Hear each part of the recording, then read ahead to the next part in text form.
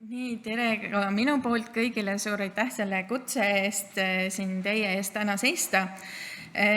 Nagu Dan ütles, siis ma töötan Tartu Ülikoolis, olen meediauuringute professor ja olen viimased 20 aastat siis tegelenud sellega, et uurida, kuidas inimesed internetti ja erinevaid digitehnoloogiaid kasutavad, mis nad seal teevad, milliseid võimalusi ja ohte nad selles kasutuses näevad.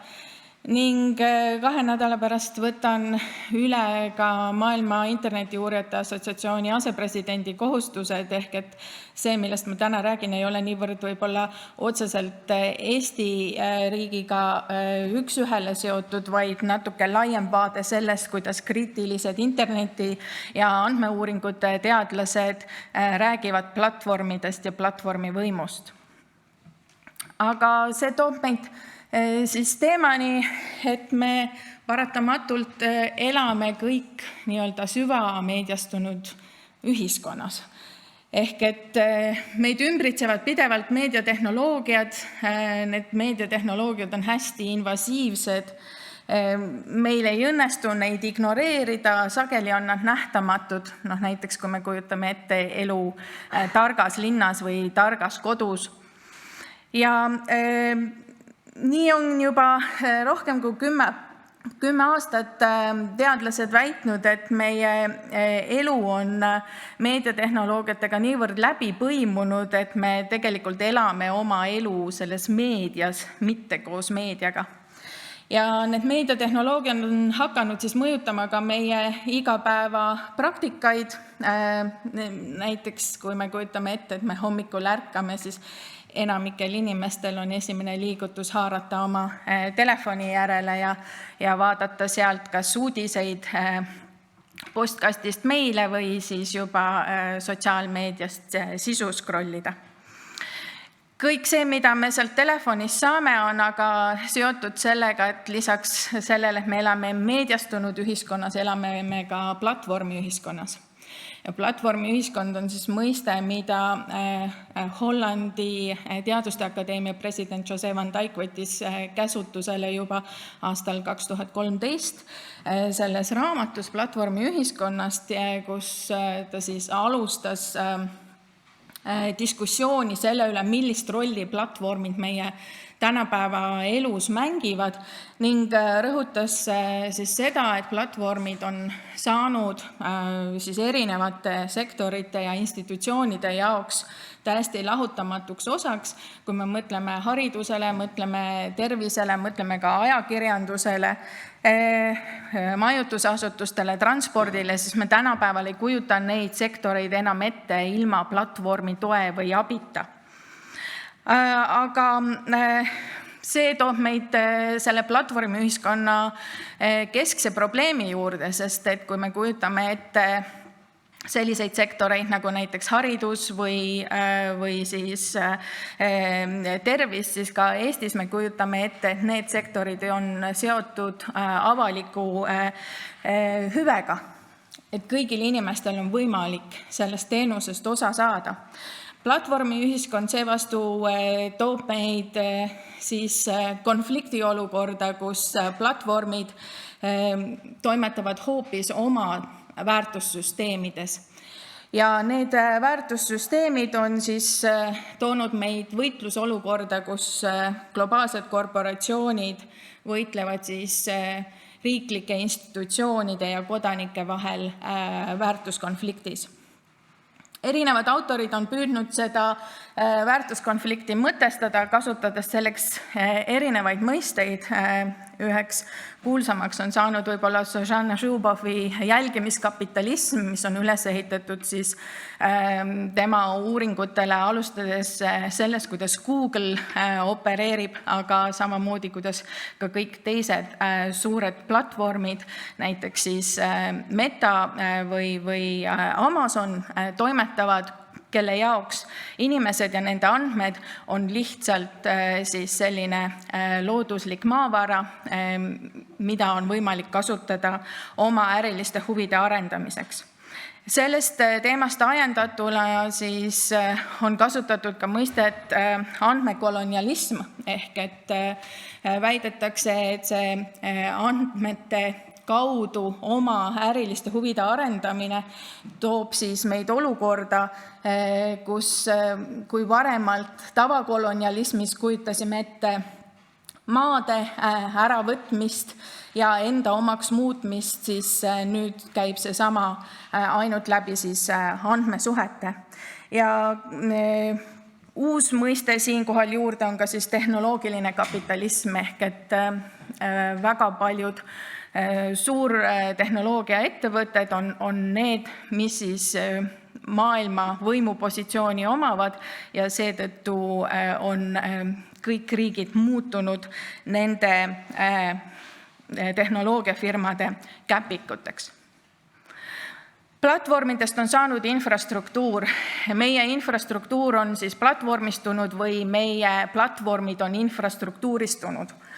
Ja jällegi see on siis probleem, mis tekitab vastuolu avaliku huvi ja privaatfirma äriliste huvide vahel.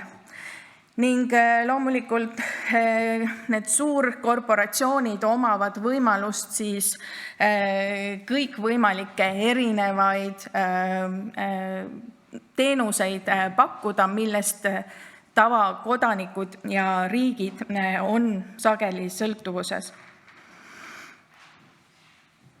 Platvormid on siis andmestruktuurid, mis hõlbustavad, koondavad, aga teevad ka rahaks ja reguleerivad lõppkasutajate ning sisu- ja teenusepakkujate vahelist suhtlust.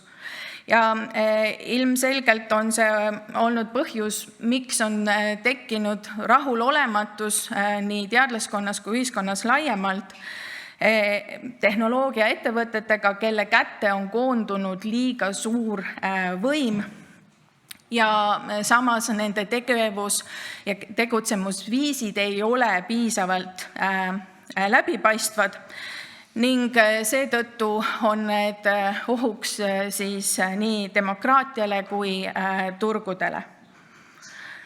Ja uurijad on väitnud, et meil on oluline tegeleda sellega, et päriselt siis kriitiliselt uurida, milliseid tehnoloogilisi muutusi sellised platvormi võimu agendid endas kannavad, millised on need sotsiaalsed, majanduslikud, kultuurilised ja poliitilised muutused, mida selline suurkorporatsioonidele kanduv siis võim ja roll kaasa võivad tuua ja kuidas see kõik mõjutab avalikku ruumi ja ka tavakodanike igapäeva toimetamisi. Räägitakse veel sellisest nagu tehnokorporatiivsest kokkupõrkest, sest et kui me mõtleme, millistele riikidele kuuluvad need suured tehnoloogiaettevõtted, siis me peame rääkima Ameerika Ühendriikidest, samal ajal kui näiteks Hiina on läinud oma platvormide siis arendamises teistsugust teed ja väga selgelt riiklikult kontrollib korporatiivset, juhtivad seda platvormide ökosüsteemi ja see keerleb nende 3 peamise platvormi ümber.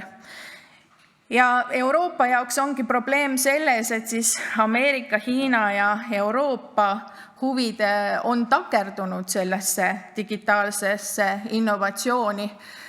Kõik võitlevad siis oma õiguste ja oma soovide eest, aga see on ka põhjus, mis toob siis omavahelistesse suhetesse palju pingeid ja räägitakse ka platvormide imperialismist.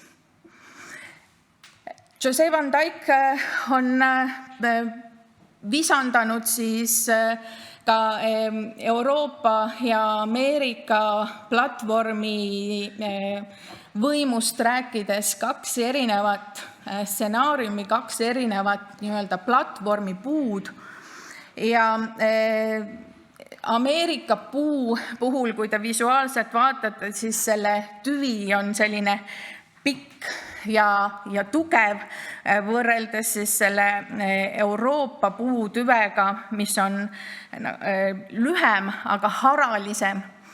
Ja oma analüüsis siis Jose Van Dyke väidab, et kui riigid on edasi niivõrd sõltuvad Ameerika Ühendriikides toodetud tehnoloogilistest võimalustest ja platvormidest ning lisaks ka siis sellest infrastruktuurist, mis neid platvorme toimivas hoiab, siis on see suur oht riikide suveräänsusele ning Euroopa peab tegema midagi selleks, et Ameerika korporatsioonide ülemvõimus saada endale paremaid tingimusi ja kuidas seda teha on läbi siis regulatsioonide, kuid oma nägemuses väidab Jose Van Dyke, et praegu on Euroopa läinud pigem ühe platvormi karistamise, trahvimise teed, seevastu oleks mõistlik püüda süstemaatiliselt reformida kogu platvormi puud, alustades juurtest, mis algavad sügavalt sellest, kuidas platvorme üldsegi ehitatakse, andmekeskustest näiteks, lõpetades siis erinevate sektoritega, mis okstes nii-öelda neid erinevaid võimalusi ja pisiplatvorme haldavad. Räägitakse sellest, et see platvormi võim pakub endas ühest küljest nii-öelda sisemist vaadet, ehk platvormide võim tuleb platvormide enda seest. Ja see platvormide võim on seotud platvormidega nende infrastruktuuri kontekstis, nende majanduslikest ja organisatoorsetest lähtepunktidest alustades ja seda antakse edasi siis muuhulgas ka, kui me kujutame ette näiteks läbi sisu modereerimise ja sisu kureerimise ning erinevate tingimuste ja standardite kehtestamise kaudu. No, heaks näiteks siin on kõikvõimalikud sotsiaalmeedia platvormid, mis ütlevad, et nad ei ole meediaorganisatsioonid ja seetõttu kõik, mis seal platvormil näha saab, on kasutajate enda loodud ja nemad on neutraalsed, objektiivsed vahendajad, kes pakuvad tehnilist platvormi selle sisu loomiseks ja seetõttu sisu eest ei vastuta.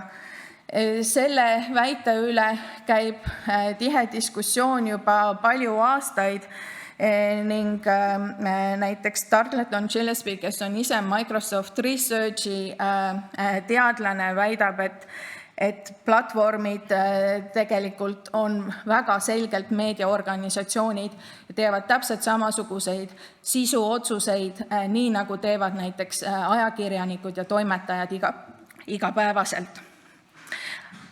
Aga need platvormide toimetajalikud otsused on see, mis mõjutab lõpuks seda lõppkasutajat väga selgelt.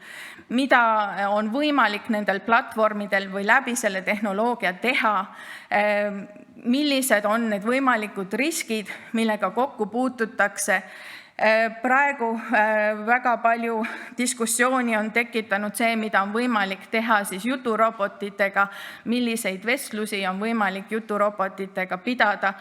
Viimane paljastus siis Meta-platvormi kohta, kus nende enda siseregulatsioon lubas siis juturobotil pidada sensuaalse sisuga vestlusi lastega, kuidas mitmed erinevad lapsevanemad on Ameerikas kaevanud kohtusse juba nii OpenAI'd kui Character AI'd, mis pakuvad siis neid virtuaalseid selliseid robotsõpru, kellega on võimalik suhelda, seetõttu, et nende lapsed on väidetavalt selle vestluse tulemusel näiteks oma elu võtnud või ähvardanud kellegi teise elu võtta. Ehk et see, milliseid otsuseid teevad platvormid, mida näidata, kuidas näidata, mida lubada ja mitte, on üks oluline murdepunkt, kus kohas nende võim peitub. See võim väljendub ka selles, keda digipagandada ja keda mitte.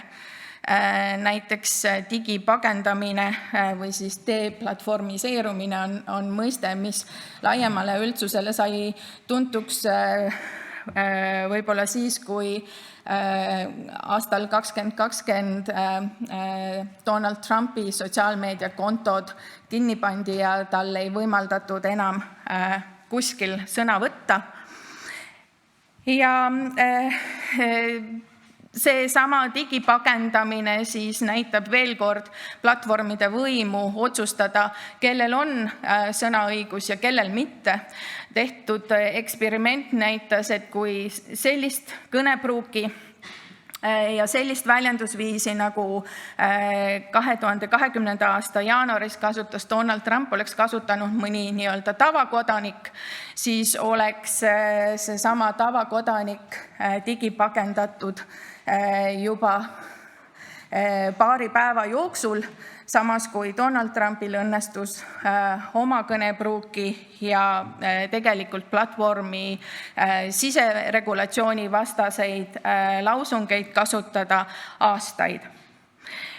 Kui Donald Trump toona digipagendati, siis lisaks temale pagendati veel väga palju teisi kasutajaid, kes näiteks Twitteris jagasid aktiivselt valeinfot ja samamoodi siis on uuritud seda, kuidas on võimalik siis valeinfot levikut niimoodi ohjata.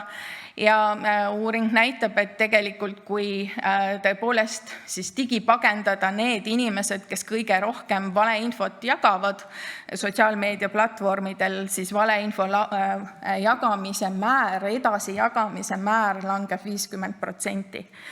Ehk et platvormidel on tegelikult võimalus väga hästi reguleerida seda, millist sisu ja ka ebasobivat sisu jagamist piirata, kuid nad sageli ei taha seda võimalust kasutada. Ja teine platvormi võimu aspekt räägib siis platvormi võimust kui instrumentaalsest, sellest, kuidas platvormid siis suudavad mõjutada enda ümbritsevaid ökosüsteeme ja tavaliselt teevad nad siis seda erinevate mehhanismide kaudu, olles siis just otsekonsultatsioonis erinevate valitsustega, tehes väga aktiivselt lobitööd või siis palkavad eksperte, kes siis valitsustega tihedalt koostööd teeks, aga kes samas saavad oma rahastuse siis suurkorporatsioonidelt.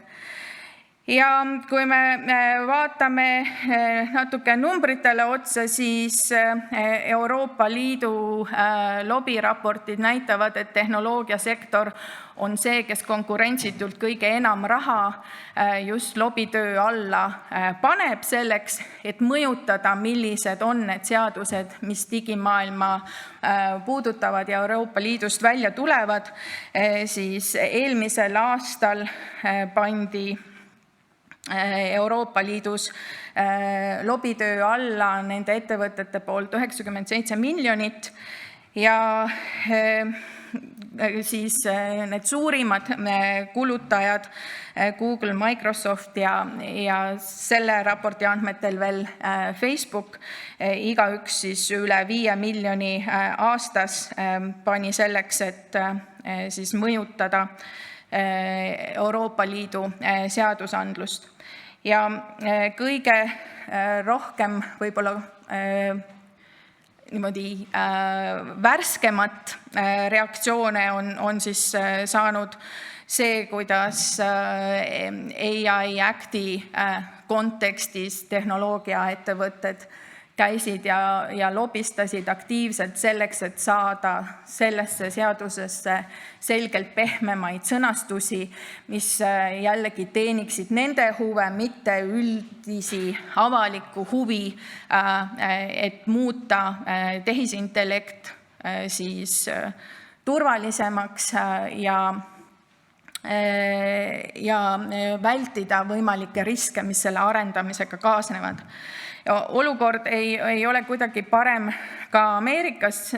Siin on näha, kuidas lobivõrgustiku rahastus on pidevalt kasvanud ja eelmisel aastal siis $61,5 miljonit on siis pandud lobi tegemise peale, nii et iga 2 kongressi liikme kohta oli siis 1 tehnoloogiafirma lobist. Lisaks sellele, et need on need avalikud andmed, on siis hästi palju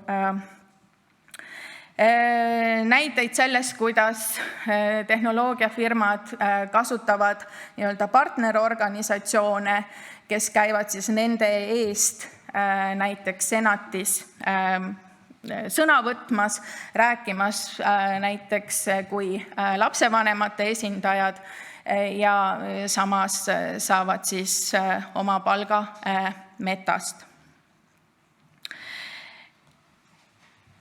Ja siin me näeme, et suurettevõtted on võtnud endale eesmärgi siis hakata täitma erinevaid regulatiivseid funktsioone, mis varemalt on siis peetud avaliku õiguse osaks.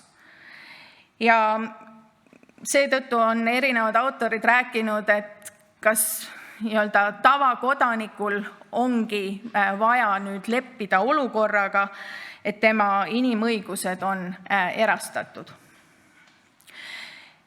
Ja see sama teema kestab nii-öelda ka tehisintellekti arendamise kontekstis,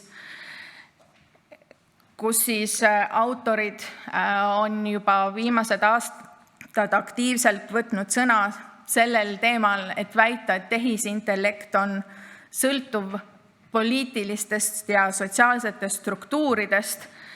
Kuna selle ehitamiseks on vaja ulatuslikku kapitali, siis on ka need tehisintellekti süsteemid loodud olemasolevate domineerivate huvide teenindamiseks. Ja me näeme seda väga selgelt jällegi, kui mõtleme Ameerika Ühendriikidele, kui kõige esimene asi, mis Donald Trump tegi, kui ta uuesti presidendiks sai, oli otsus, et võtta tagasi siis kõik Bideni administratsiooni välja antud seadused, mis rääkisid siis tehisintellekti arendamisest ohutumalt ja mõistlikumalt, vaid siis andis nii-öelda tehnoloogiasektorile vabad käed, et seda tehnoloogiat arendada ilma vajalikke turvameetmeid kasutamata. Ja lähemalt nendest arengutest on siis kirjutanud jällegi nii Microsoft Researchi enda uurija Kate Crawford kui ka erinevad uurivad ajakirjanikud ja kriitilised andmeuurijad, väites, et tehisintellekt on võimu tööriist. Ja kokkuvõtveks platvormi võim on alati nii-öelda läbirääkimiste küsimus. See areneb vastavalt siis vastusena kas seadusandlikele suundadele või ka seadusi rikkuvatele suundadele või seadusest kõrvalhoiduvatele sammudele. Ja platvormid väidavad, et neid ei tohiks kuidagi allutada avalikule regulatsioonile, kuna nende eesmärk on üldine heaolu ja tehnoloogiline innovatsioon. Uuringud tegelikult seda vaadet ei toeta. Aitäh!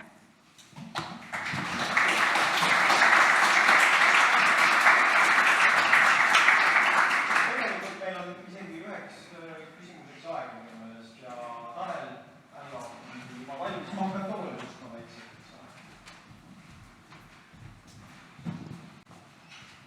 Tänan. Tanel Mello Küberneetika aktsiaseltsist. Tavaliselt mul üle siuke hääl. Minister alustas bravuurika seisukohaga, et ta esindab inimeste ametiühingut, milleks tal valitud poliitikuna võib-olla on isegi õigus, aga mina tundsin, et mina ei ole kutset sellesse ametiühingusse saanud. Võib-olla teised ka ei ole.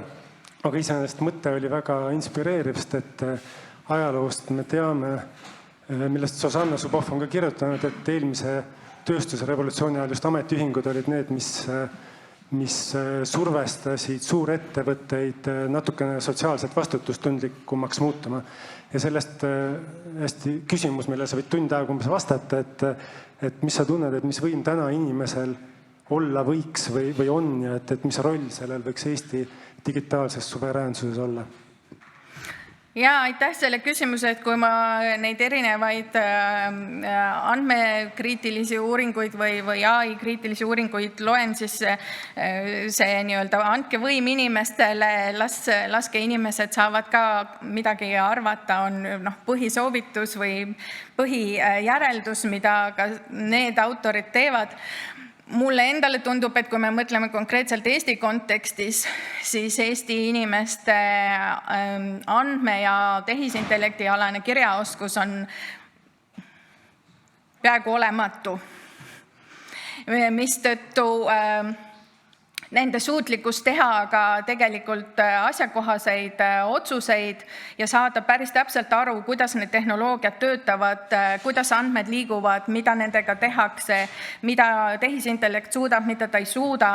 Et senikaua, kuni me tegelikult ei arenda neid oskusi inimestel, siis neil ei teki ka tunnet, et nad ma ei tea, tahaksid tulla barrikaadidele või võidelda oma õiguste eest, anda mingi panus, olgu siis seadusloomesse või sellesse, et suurkorporatsioonide ärihuvid ei võtaks nendelt mingeid avalikke hüvesid ära.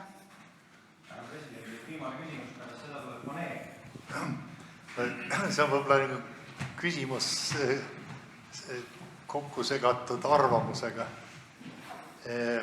Euroopa magas maha internetti. See sündis Euroopas, kommertsialiseeriti USAs. Käive 2 miljardit aastas. Euroopa magas maha kesksed biotehnoloogia asjad. Käive 14,5 triljonit aastas. Nüüd me magame maha AI.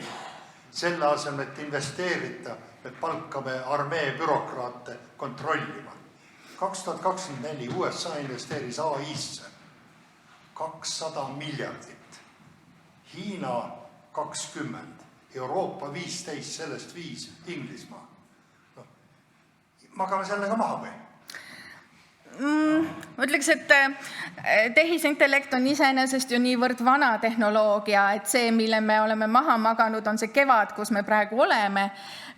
See kevad kindlasti saab varsti läbi, tuleb jälle talv, nii nagu selles tsüklis on olnud. Ma arvan, et kui Euroopa tahaks saada eestkõneleja positsiooni, tuleks mõelda sellele, mis on peale AI-d, mis on peale tehisintellekti, mis on see järgmine innovatsioon. Sest tõepoolest see praegune tehisintellekti rong juba sõidab ja sinna peale me oma miljarditega ka nagu ei hüppa enam. Tänan. Aitäh, Andra. Nüüd